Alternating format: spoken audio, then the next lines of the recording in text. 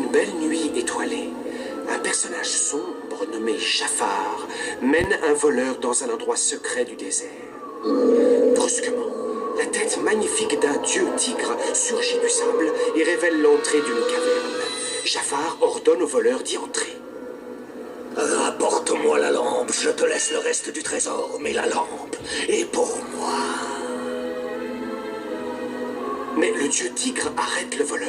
Je te le dis, un seul humain peut ici entrer. Celui dont l'apparence dissimule la valeur d'un diamant d'innocence.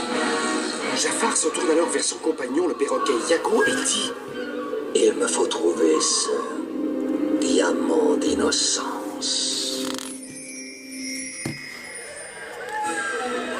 Le lendemain, sur la place du marché d'Agraba, un garçon maigre et vêtu de haillons court à perdre haleine après avoir volé un pain. Son nom est Aladdin, et il s'échappe de justesse avec l'aide d'Abou, son singe apprivoisé. Assis sur un toit avec son parassis, Aladdin contemple le quartier dominé par le magnifique palais du sultan. Tu verras, Abou. Un jour, ça changera. On sera riche, on s'offrira un palais et on n'aura plus jamais de problème. Non loin de là, dans le jardin du palais royal, le sultan s'inquiète à l'idée que sa fille, la princesse Jasmine, n'aime pas son prochain soupirant. Ma chérie, il faut que tu arrêtes de repousser tous les prétendants qui se présentent. Selon la loi, tu dois avoir épousé un prince avant ton prochain anniversaire. Jasmine caresse tristement Raja, son tigre apprivoisé. Père, si je me marie, je veux que ce soit par amour.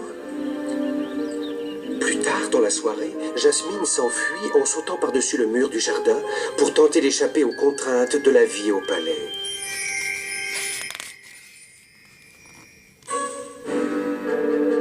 Le sultan veut interroger son conseiller, le vizir, au sujet de sa fille. Hélas, il ne sait pas que le vizir royal, Jafar, complote pour prendre possession du trône. Évitant le sultan, Jafar se retire dans son laboratoire pour chercher la réponse à l'énigme du dieu tigre. Alors qu'il élabore un tour de magie, un éclair frappe son sablier et l'image d'Aladin apparaît. Jafar est surpris de découvrir qu'Aladin est ce diamant brut qui peut aller dans la caverne et rapporter la lampe. Faisons-lui remettre par la garde une invitation au palais. Pendant ce temps, Jasmine, enfin libre, va et vient dans ce monde qui est nouveau pour elle. Elle est éblouie par tout ce qu'elle voit et entend sur le marché. En toute innocence, elle prend une pomme pour la donner à un enfant affamé. Mais furieux, le marchand de fruits s'écrie: Oh laisse! Ignorant qu'il s'agit d'une princesse, Aladdin, qui a tout vu, se précipite à son secours. C'est la première fois que tu venais au marché, non? D'où tu viens? Ah, peu importe. Je me suis enfuie et je n'y retournerai jamais. Soudain, Rasoul saisit Aladdin. Jasmine se retourne vers le garde du palais et lui dit d'un ton irrité: Relâchez-le, par ordre de la princesse. Stupéfait d'apprendre la véritable identité de la jeune fille, Aladdin capturé ne peut que jeter un coup d'œil impuissant en arrière.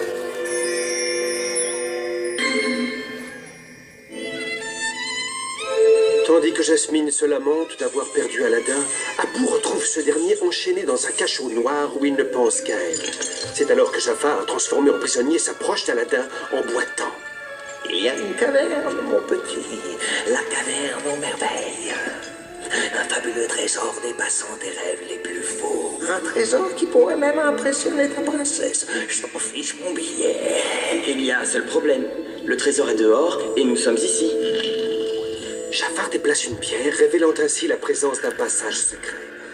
Quelques instants plus tard, il traverse le désert à vive allure. Jafar mène Aladdin et Abou à la caverne des merveilles. Cette fois, le dieu tigre permet à Aladdin d'entrer. Jafar, de l'extérieur, lui crie: N'oublie pas, petit, rapporte-moi d'abord la lampe. Et ensuite, tu auras ta récompense. À l'intérieur, Aladdin et Abou découvrent une énorme caverne remplie de richesses. Une seule poignée de ce trésor me rendrait plus riche qu'un sultan.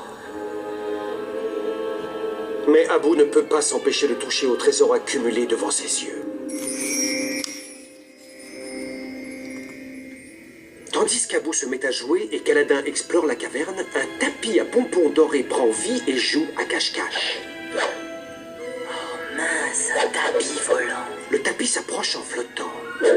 Il faut qu'on trouve une lampe. On dirait qu'il sait où elle est. Aussitôt, le tapis les transporte pour leur révéler une seconde caverne. Voici la lampe. Elle se trouve au sommet d'un grand escalier en pierre. Aladin grimpe les marches, mais Abou voit près de là une idole en forme de singe qui tient un énorme joyau. Au moment où Aladin atteint la lampe, Abou saisit la pierre précieuse. Au même instant, la voix du dieu tigre retentit dans la salle. Vous avez osé profaner le trésor interdit. Je vous condamne à ne plus jamais revoir la lumière du jour.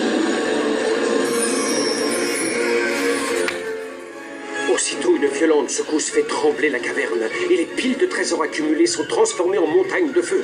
Aladin et Abou grimpent sur le tapis, fuyant à une vitesse vertigineuse. En haut, à l'entrée de la caverne, Yago crie et Jafar tend la main pour saisir celle d'Aladin. Envoie-moi d'abord la lampe.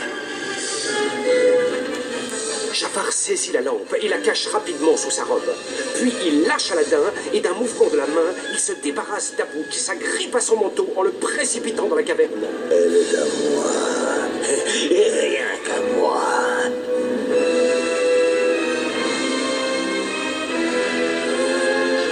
Mais lorsque Jafar glisse la main sous sa robe pour toucher la lampe, celle-ci n'y est plus.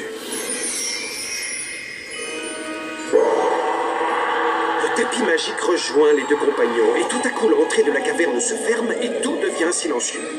Enthousiaste et joyeux, Abou révèle à Aladin qu'il a la lampe et celui-ci lui dit en riant: Petit voleur et malin comme un singe.